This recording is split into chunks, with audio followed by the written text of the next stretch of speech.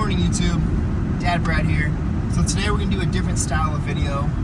We're not going to film a workout.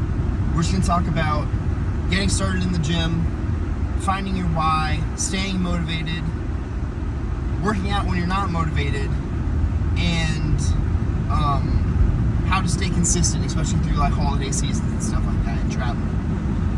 Before we get started, if you could hit that like button, or I guess you'll like it at the end if you enjoy it. Hit that notification button, subscribe, do all that good stuff. It'll help me out, and it'll help you to not miss another episode. Alright, let's jump into it. So, getting started in the gym. There's a lot of ways that get people into the gym, whether it's starting a sport, hanging out with a group of people and that's what they do, realizing that, your job demands more physical force out of you. You need more strength for that. Lots of things that'll get you started in the gym. But if you're intimidated or you're not sure exactly what to do, you can find many resources. There's I've got a few YouTube videos up. There's millions of YouTube videos up of people just working out and kind of having fun doing it. You can Google different workout programs. There's a bunch of free programs all over the place. I scroll through Instagram all the time and I get all these ads. Oh, just click here and you'll get my free leg workout. And if you build up enough of those, then you'll have a full workout program. But first off, no one's going to make fun of you for trying to better yourself. If they're serious about it, I forgot who made this quote, but there's a quote that no one better than you is going to make fun of you for starting. Whether that's working out or starting a business, a multi-millionaire is not going to make fun of you for trying to start a business. The same way that a bodybuilder or a high-level baseball player or football player is not going to make fun of you for trying to make your start. Everyone started somewhere, and if this is your start, then perfect. But going into the gym, a lot of the equipment, if it's like a machine, it'll show you kind of what each piece of equipment is supposed to do and how you're supposed to do it. Like there's all the pictures of like the muscle man and he's doing a bench press and he's here and then he's here. And so you know the basics of that. And really, if you don't know where to start and you don't have anyone to go with to figure out what to do, I would highly recommend just sticking with machines. Trying to learn the basics of the squat, the deadlift, and the bench safely. But if you start out with machines, you learn what muscles feel like when they're being used. So if you're using the leg extension machine that's going to isolate the quad, you know what the quad feels like to be worked. Same way as if you're doing the bench press machine. You know exactly what your chest and your triceps and your shoulders and every muscle used for that exercise is going to feel like. So it's a great way to get started, so that way you know if you start moving on to dumbbells or barbell or anything like that, you know, okay, this doesn't feel right. I'm not feeling it where I'm supposed to feel it. Something's wrong. And at that point, you can either ask someone, you can go to a YouTube video or something like that. A lot of times, people will approach you and say, hey man, I noticed you're doing this. You should try doing it like this instead. And that's also very helpful. And that's one thing I love about the bodybuilding community, the workout community, the gym community in general, is a lot of the times people are there to help you. As long as you're not being an asshole about it and you're respectful, then there's no issues there. So if you're just getting started in the gym, I highly recommend, if you have no idea what you're doing, look up some things, Google some things, but start with machines so you can figure out what the muscles feel like when they're being used. But moving on, let's talk about some people's whys. So if you've watched my channel, or you know me personally at all, you know that I have a bad back. And that was kind of a turning point in my, fitness journey, if you will. So I was working out, I was in pretty good shape, best shape of my life at the time. I just completed rigorous training and stuff like that. I was in really good shape. I was swimming all the time.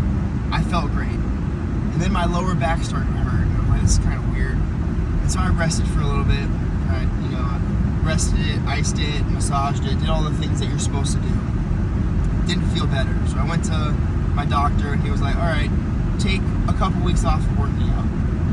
All right, so I took a couple weeks off. A couple weeks turned into a couple months, and I quickly fell out of shape. And then I was like, you know what, I'm tired of this. I need to find a better solution. So this was right around the time that I was moving, actually. So not a lot was done. They kind of swept me under the rug until I moved. But after I moved, I went back to the doctor, and he told me I had tight hamstrings. He didn't do any tests. He didn't do any x-rays or anything. He walked in the room and was like, I know what's going on. So he sent me to physical therapy for tight hamstrings. And nothing was working to fix my back. And they were all confused about it, like, should be working on your hamstrings. I mean, I was super flexible on my hamstrings and it felt really good. But kept doing that until one of the physical therapists asked me what my x-ray and MRI showed. And I was like, oh, I've never had one of those. And she was furious that they would even send me to a physical therapist without an x-ray or MRI. So she scheduled me one, and I found out that I have 2 disintegrating discs in my lower back. L4, L5, and L5S1 are half the size that they're supposed to be. I don't remember the exact numbers, but they're half the size that they're supposed to be. Which really limits me when doing some things. So, like, it's a little more difficult than it was before for me to tie my shoes and put my shoes on and stuff like that. It's also why I don't deadlift. I do rack pulls and I do back extensions to try and strengthen the back, as well as I still do some of the moves that I learned in physical therapy. Maybe I'll do a video on that later. But that was really a turning point for me because I was like, well, I don't want to hurt myself. I don't want to lift heavy. And it was this one physical therapist that sat me down, showed me better things to do, and actually felt like she took care of me. And that kind of changed my why a little bit to, okay, I want to do this to help people.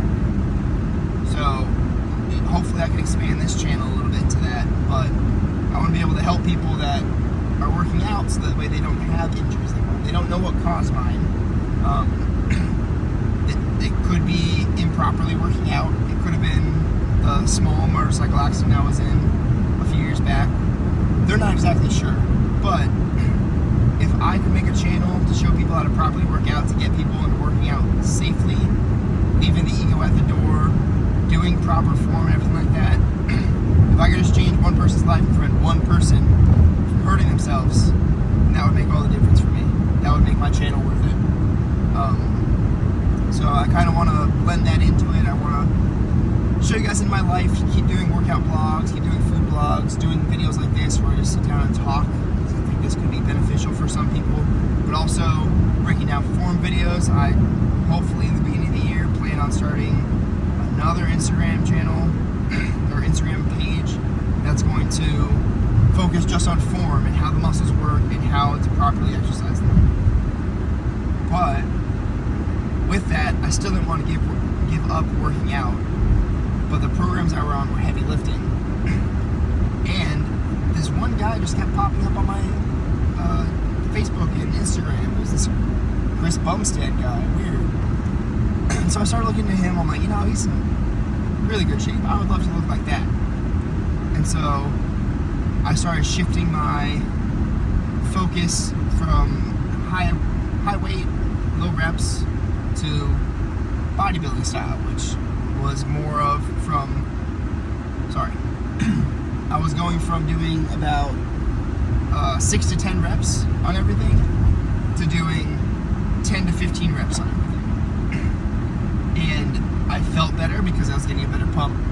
I was just as strong, if not stronger, and it just felt really good, and I felt like that's the direction I needed to go in. So that changed my why a little bit into what I'm doing now, and then even further that why and really dig in that purpose that I have, that I feel like I have. I had 2 kids recently, And, I saw this one quote that really stuck with me, and it was, one day you're going to look at your kids and you're going to say, you can be whatever you want. And they're going to look back at you and say, then why didn't you? Why weren't you? And that really stuck with me. So, I'm giving it all I can be. I'm going to do what I set out to do. And there's no reason why I shouldn't be able to. I might not be Mr. Olympia, but I can still get the results that I want by training properly and being focused and giving it my all. And that's, I think, the message that we need to be sending to people is, if you give it your all, then, see where you'll go. Because you'll get a hell of a lot farther than if you never start.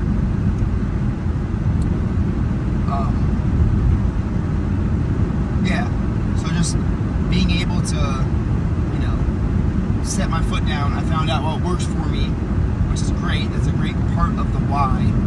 And then figuring out what's going to keep you going. There's all those videos like, oh, look at your lock screen, that's why you need to keep going. Like, it's true, that's your motivation. You can't let down the people around you. Whether it's emotionally, physically, financially, like, you need to be there for the people that you're taking care of. So, after you've gotten started, after you found your why, after you started, you found out what works for you, and you figured out your why, next comes motivation. You're going to get to that one point where you're like 4 months into it, and you're like, man, I'm tired of this. I don't want to do this anymore. And if you have a strong why, you're going to keep going. And if you need extra motivation beyond that, just think about where you were in life, why you decided to move from where you were. Let's say your why was you were overweight as a kid, and you don't want to be overweight anymore. You don't want your kids to have a model of someone that's overweight in the family. You want to be there for your kids when you grow up. Then that's your motivation, that's your why. Remember where you started and how much better you feel on this journey. You might not feel better in the moment, you might do a leg day and your legs are sore, or you might swim, 20,000 meters and your shoulders are sore or something like that. You might run a marathon and you can't walk the next day. But that's all temporary. You're going to be stronger at the end of it, you're going to be better at the end of it, and I promise you your quality of life is going to be better at the end of it. So, kind of some motivation there, I hope. But the final thing I want to talk about is staying consistent, especially through the holidays. And there's no other way of putting it but consistency. That is the key to success. So, if you're on a meal plan, I'm not saying that you can't, follow it 90% or 80% and still see results.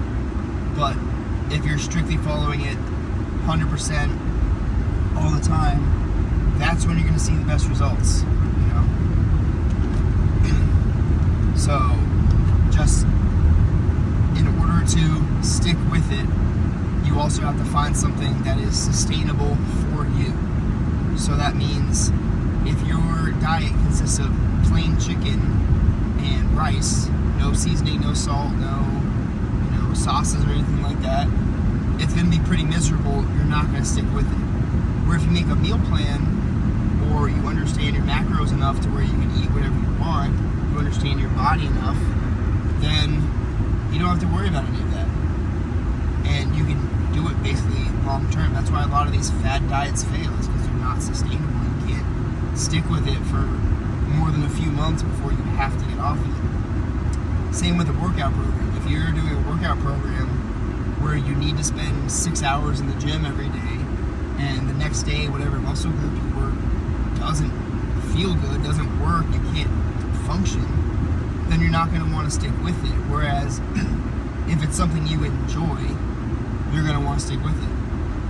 If you enjoy swimming and that's what you love to do, then make that your fitness. Alright?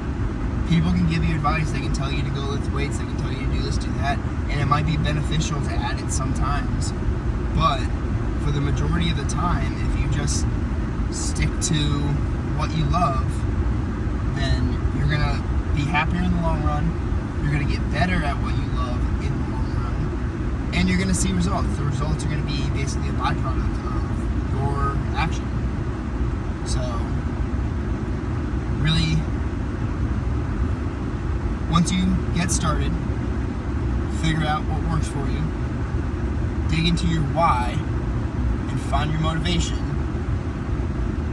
then you're not even going to need anything to help you stay consistent.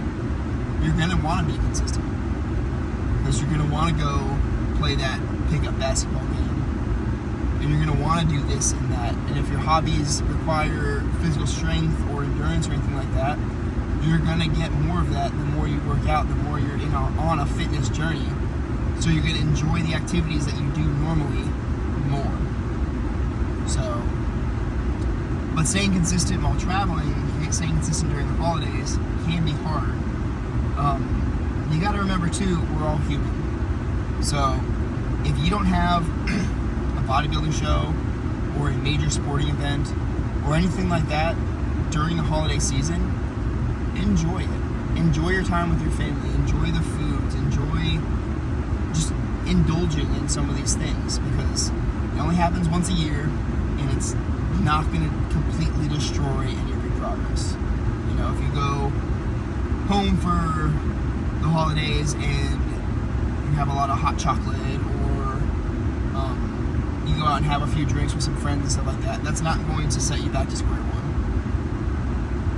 And like I said, if it's not sustainable and you can't go hang out with your friends, and you can't do all this stuff, then you're not going to stick with it. So if you really want to be consistent, you have to let yourself have those moments and not feel guilty about it. So don't call it a cheat meal, call it a treat meal. Don't say, oh man, I'm cheating on my diet to go do this. Like, no, I'm going to enjoy some drinks with some friends.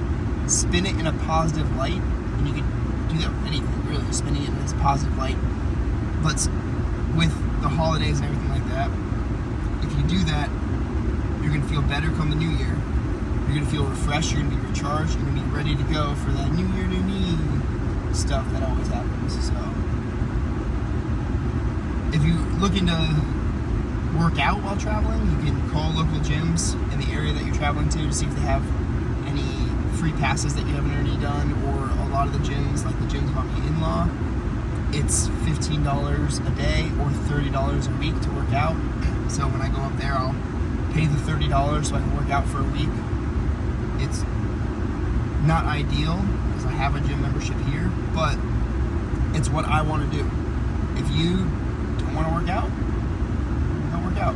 If you want to do push-ups and air squats at your house, if you want to do something to stay moving, if you're traveling on Thanksgiving and the gyms are closed, suggest a turkey trot. Be like, hey, let's do a family 5K before Thanksgiving dinner. And that'll keep you in shape. If you have dogs, or where you're traveling, the people that you are traveling, the place you're traveling to, the people that live there have dogs, say, hey, I'll walk your dog today. Do something to stay active. I would always recommend that over just sitting around. But don't feel like if you have a 7-day-a-week workout schedule, you have to work out all 7 days. If you miss a day or two, it's not going to make or break you. Again, that's different if you have a competition, like a sports competition or a bodybuilding show or something like that, and you're prepping for it. You should always, follow what you need to do in order to succeed in that event. But if you're not, don't worry about it. Just do something small to stay active and leave it at that. But I just pull up to the gym, I'm gonna do another shoulder and bicep workout. But first I need to drink my pre-workout by Get Raw Nutrition. I'm using the Super Thabage today mixed with the Christopher's Juicy Pump. Really great combo. You still get that flavor of the cherry. I don't know what flavor the Juicy Pump is. It's just a good flavor. I've never had it by itself though. I always mix it with stuff, so that's probably why. But one of my favorite combos as of now, it's this and the South Beach Slush mixed with Pineapple Pump. It's a really good combination too. I like to drink that when it's really cold out and just pretend that it's still summer. But if you made it to the end of the video, I appreciate you watching. Hopefully you learned something. Hopefully I gave you some information that you can either take with you or pass on to other people. If you enjoyed the video, please like, subscribe, hit the notification bell, send it to your brother, mother, father, sister, whoever you think could use this advice or you just think could watch a video. But I'm gonna leave it at that, so see you in the next one.